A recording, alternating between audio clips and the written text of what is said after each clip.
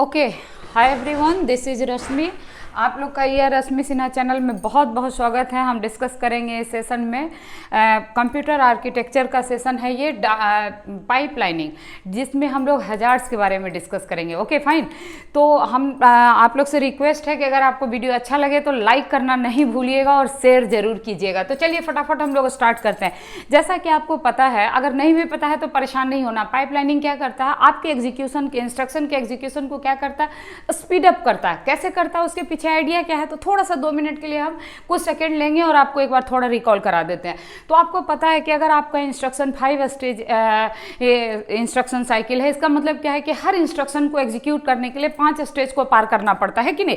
और वो 5 स्टेज क्या है, तो आप कहेंगे मैम सबसे पहले तो इंस्ट्रक्शन फेच होगा। फेच का मतलब क्या है, मेमोरी से इंस्ट्रक्शन सीपीयू में आएगा, सीपीयू के मेमोरी में, है कि नहीं। मेन मेमोरी से सीपीयू के मेमोरी में आना इंस्ट्रक्शन फेच कहलाता है। उसके बाद इंस्ट्रक्शन डिकोड होता है, या फिर अगर उस इंस्ट्रक्शन में कुछ रजिस्टर्स होते हैं, जैसे अगर हमने ऐड R1 R2 R3 लिखा है, इसका मतलब R2 R3 के डाटा को पहले रीड करना पड़ेगा। तो इसके लिए R2 R3 के डाटा को फेच करना पड़ता है ना, उसको रिट्रीव करना पड़ता है। तब सीपीयू को पता पड़ता है कि what are the value of R2 and R3, तो वो स्टेज 2 में होता है। उसके बाद फिर क्या होगा, एग्जीक्यूशन होगा। मान लीजिए ऐड करना है तो ऐड करेगा, सब्ट्रैक्ट करना है तो सब्ट्रैक्ट करेगा, जो भी ऑपरेशन परफॉर्म करना है वो आपके एग्जीक्यूशन में होगा। फाइन। उसके बाद जो रिजल्ट आएगा वो सीपीयू के मेमोरी में स्टोर होगा, है ना। और अगर जरूरत है तो आप उसको रजिस्टर में भी अकॉर्डिंग टू इंस्ट्रक्शन क्या करते हैं, उसको स्टोर करते हैं। That is called right back. तो ये कुल मिला के आपके 5 स्टेजेज होते हैं किसी भी एक इंस्ट्रक्शन को कंप्लीट करने में, ठीक है। अब इस स्टेजेस की खास बात क्या है कि हर एक स्टेज को अलग अलग हार्डवेयर की जरूरत पड़ती है। तो इसका मतलब क्या है कि सपोज ये क्लॉक हर स्टेज एक साइकिल आपका कंज्यूम कर रहा है टाइम, है ना। सो 1 क्लॉक साइकिल अगर ये है, उसी तरह ये भी हर एक साइकिल ले रहा है। तो ये सेकेंड साइकिल है, ये थर्ड साइकिल है, ये फोर्थ साइकिल है, ये 5th साइकिल है, ये 6th साइकिल है। तो फर्स्ट इंस्ट्रक्शन 5वें साइकिल में जाके कंप्लीट हो जाएगा। इसका मतलब क्या हुआ कि जब ये एक स्टेज को पार कर रहा होगा, आपका इंस्ट्रक्शन नंबर 1 फर्स्ट स्टेज में है, मतलब हार्डवेयर 1 ये पहला हार्डवेयर यूज कर रहा है, ठीक है। जैसे ही इंस्ट्रक्शन जो है आपका सेकेंड स्टेज में आता है तो आपका ये हार्डवेयर फ्री हो जाता है, और उसको सेकेंड स्टेज में क्या करता है, उस हार्डवेयर 1 को कौन यूज करता है, सेकेंड इंस्ट्रक्शन। तो इसका मतलब क्या हुआ कि क्लॉक साइकिल 1 में इंस्ट्रक्शन सिर्फ एक एग्जीक्यूट हो रहा है और वो हार्डवेयर 1 को यूज कर रहा है। सेकेंड क्लॉक साइकिल में 2 इंस्ट्रक्शन आपका एग्जीक्यूट हो सकता है। क्यों? क्योंकि फर्स्ट क्लॉक साइकिल में हार्डवेयर 1 फ्री हो गया, अब उस हार्डवेयर 1 को सेकेंड क्लॉक साइकिल में इंस्ट्रक्शन नंबर 2 एग्जीक्यूट करेगा। जरा गौर से इस बात को समझिएगा, ये बहुत ही खास और अच्छी बात हम आपको बता रहे हैं कि चूंकि अब ये तो काम हो गया ना, इंस्ट्रक्शन 1 तो आपका कंप्लीट हो गया, आपके यस मैम। तो स्टेज 1 जब कंप्लीट हो गया तो हार्डवेयर फ्री हो गया। अब उस हार्डवेयर को किसने यूज किया, सेकंड क्लॉक साइकिल में।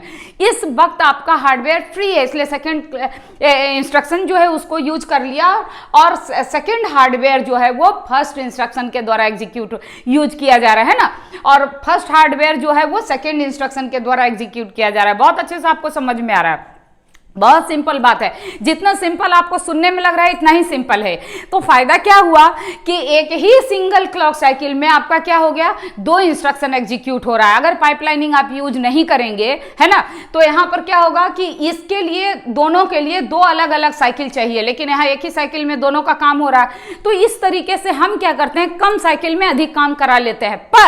पर this is the beauty, this is the advantage of pipelining. लेकिन आपको पता है जहां एडवांटेज वहां कुछ समस्याएं भी आती है। तो आज के इस सेशन में अपन डिस्कस करेंगे समस्या के बारे में, ठीक है।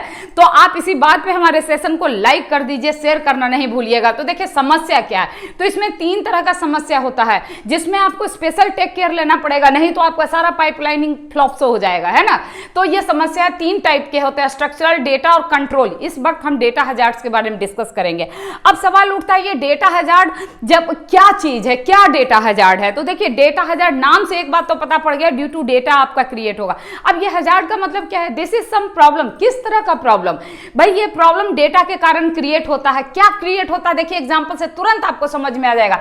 अब यहाँ एक 2 इंस्ट्रक्शन लिखा हमने, यहाँ ऐड लिखा R1 R2 R3। इसका मतलब क्या होता है, आप सबको पता है कि ये R2 R3 रजिस्टर में जो भी डाटा लिखा हो दोनों को ऐड करो और किस में डाल दो, R1 में। This is the meaning. Similarly subtract क्या करेगा, R1 R3 के डाटा को रीड करो और दोनों को माइनस करके रिजल्ट को किस में डाल दो, R4 में।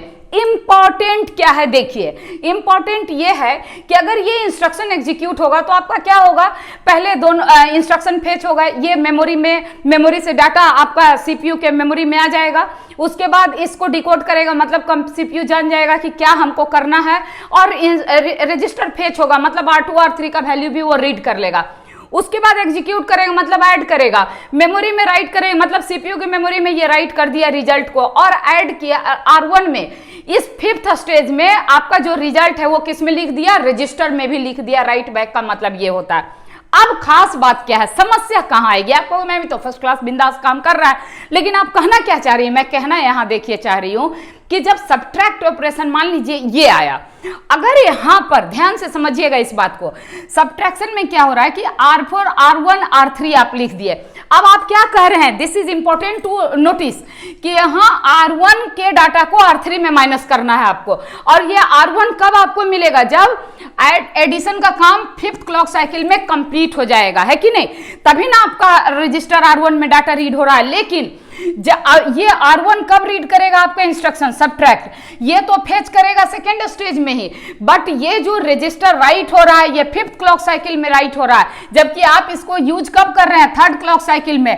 तो यहां पर जो R1 रीड होगा वो करेक्ट नहीं होगा, क्योंकि इसका एक्चुअल वैल्यू अभी पता ही नहीं है, वो तो 5th क्लॉक साइकिल में पता पड़ेगा, है कि नहीं। So this is the problem. अब आप कहिएगा अच्छा मैम अगर यहाँ R1 के बजाय कोई R5 रजिस्टर होता जिसका इन दोनों इंस्ट्रक्शन में कोई डिपेंडेंसी नहीं होता, तब क्या होता, तब तो बंदा बिंदास बल्ले बल्ले कोई दिक्कत नहीं, है कि नहीं, पाइपलाइनिंग का मजा लीजिए आप लोग, स्पीड अप हो गया आपका। लेकिन हर वक्त आप मजा नहीं कर सकते हैं, यहां पर दिक्कत आ गई है ना, जब दो इंस्ट्रक्शन के बीच डिपेंडेंसी हो, डेटा का डिपेंडेंसी हो, यहां डेटा डिपेंडेंसी क्यों करें कि रजिस्टर जो है वो डेटा स्टोर करता है, so there is the data dependency between this two instruction. सो यहां पर क्या होगा कि आपको स्पेशल ध्यान देना पड़ेगा, नहीं तो ये गलत डाटा रीड कर लेगा और आपका रिजल्ट प्रभावित होगा। तो अब आपके पास कहिएगा तो फिर फटाफट सॉल्यूशन बता दीजिए, लीजिए मैं बता रही हूं। तो 2 सॉल्यूशन है आपके पास। एक सॉल्यूशन तो ये है कि आप स्टॉल करें, स्टॉल का मतलब क्या है कि जब तक आपका डेटा अवेलेबल नहीं हो जाता है ना, तब तक आप डिकोड मत कीजिए, चुपचाप बैठे रहिए, है ना, चुराइए साइकिल को, यहां पर शांत से बैठा रहेगा आपका इंस्ट्रक्शन नंबर 2, यानी कि 3 क्लॉक साइकिल तक इसको कोई काम अलाउड नहीं होगा, और जब 6 क्लॉक साइकिल में आपका डाटा उपलब्ध होगा तो उसके बाद ये डिकोड करेगा। तो यहां पर तो 6 क्लॉक साइकिल में राइट हो चुका है तो ये डाटा उपलब्ध होगा, कोई दिक्कत नहीं है कि नहीं। तो लेकिन इसमें क्या होगा कि जो मेन पर्पस था हमारा इंस्ट्रक्शन को स्पीड करने का वो नहीं हो पाया, आपको 3 क्लॉक साइकिल तक इसमें वेट करना पड़ गया, है ना। सो यहाँ ये कॉम्प्रोमाइज करना पड़ता है इस पर्टिकुलर सिचुएशन में। इसका मतलब ये नहीं है कि हर सिचुएशन में, जहां डिपेंडेंसी होगा 2 इंस्ट्रक्शन का तभी आप करेंगे। अच्छा, दूसरा सॉल्यूशन आप कहिएगा तो फटाफट दूसरा भी बता दीजिए ना मैम, ये तो बहुत रीजनेबल नहीं लग रहा है। तो दूसरा सॉल्यूशन हम लोग क्या कर सकते हैं कि आप सर्किट को शॉर्ट सर्किट कर दीजिए, बाईपास फॉरवर्डिंग कर दीजिए। इसका मतलब क्या हुआ कि देखिए ये जो रिजल्ट है, ये रिजल्ट तो एग्जीक्यूशन स्टेज में ही हमको मिल गया, भले ही रजिस्टर में बाद में राइट हो रहा है, हमको पता है कि ये रजिस्टर जो रिजल्ट है एग्जीक्यूशन मोड में आया है वही हमको R1 में डाटा है। तो हम ऐसा कर सकते हैं कि जो एग्जीक्यूशन में हमको रिजल्ट आया इंस्ट्रक्शन 1 का, वहीं से हम सर्किट में फॉरवर्डिंग कर देते हैं, डेटा को शॉर्ट सर्किट कर देते हैं कि हम जो यहाँ एग्जीक्यूशन करेंगे वो R1 रीड कर लेंगे डायरेक्ट इसके एग्जीक्यूशन से, है ना। तो अगर आप ऐसा करते हैं तो आपको स्टॉल साइकिल करने की जरूरत नहीं पड़ेगी, लेकिन यहाँ पे हार्डवेयर कॉस्ट आपका पड़ेगा, क्योंकि यहाँ एडिशनल हार्डवेयर रिक्वायरमेंट जरूरी हो जाएगा। यहाँ कोई हार्डवेयर रिक्वायरमेंट नहीं है आपका शॉर्ट सर्किटिंग के लिए, तो यहाँ पे आपको कॉम्प्रोमाइज करना पड़ेगा स्टॉल। अब आप कहिएगा मैम ये किस तरह का डाटा डिपेंडेंसी का एग्जाम्पल होगा, तो this is the example of read after right, है ना, कि आप क्या कर रहे हैं, रीड कर रहे हैं राइट के बाद। देखिए आपने क्या किया, यहाँ रीड किया, किसको रीड किया, राइट करने के बाद रीड किया है ना, यहाँ राइट हुआ उसके बाद रीड किया।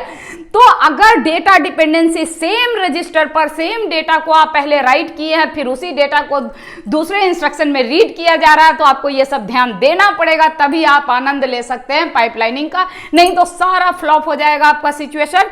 तो ये हम समझते हैं कि आपको समझ में आ गया होगा। तनिक भी थोड़ी दिक्कत लगी होगी तो आप वीडियो को पॉज करें, उसको लिखें, नोट्स बनाएं, इन चीजों को लिखें, जरूर समझ में आएगा।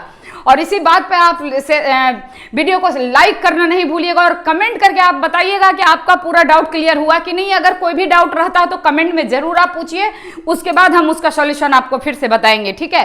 सो हम उम्मीद करते हैं कि आप लोग को समझ में आ गया होगा। जो भी हुआ होगा आप लोग हमको जरूर बताइएगा। और इसी के साथ मैं सेशन को वाइंड अप करती हूँ। Thank you so much for watching this session. I will meet you again in the next session. Okay, thank you so much.